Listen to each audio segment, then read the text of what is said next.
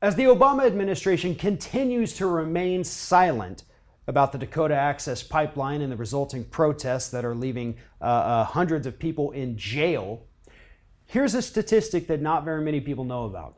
So far in the United States in the year 2016, we have had 220 significant oil and gas pipeline spills on American soil.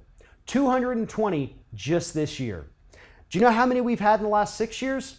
Or 10 years, I'm sorry? Over 3,000 oil pipeline spills or ruptures in the United States. And yet we're still just staying quiet about this company attempting to build a huge pipeline through sacred Native American grounds over vital aquifers for the American public. And we're not doing anything about it. The administration's not. Hillary Clinton is still silent on it. Donald Trump owns stock in the company that's trying to do it. This is the Keystone XL pipeline all over again. And the problem is not just these new pipelines. The problem is the old pipelines too. 55% of the pipelines running underground in the United States are more than 45 years old. They have no electronic monitoring, so we can't tell when and if they leak. We have to do flyovers, which only occur about once a month, if at all. And that's the same thing that was going to happen with the Keystone XL pipeline. There's no monitoring, there's no oversight, there's barely any regulation, and there's nobody looking over anybody's shoulder to make sure that we're not destroying the environment and poisoning the American public. That's why we have to stop this. We need someone, anyone, to be a leader on this issue. Because it certainly isn't Obama, it's not Hillary, it's not Donald Trump.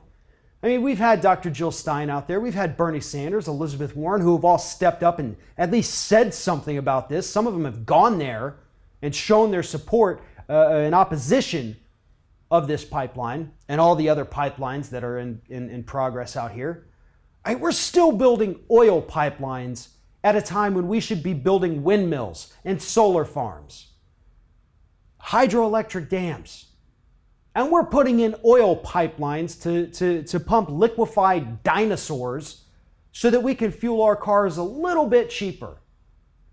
I'm telling you, we have got to get off of this selfish, cheap gas is great mentality so that we can protect American citizens. Because these pipeline leaks go undetected sometimes for months.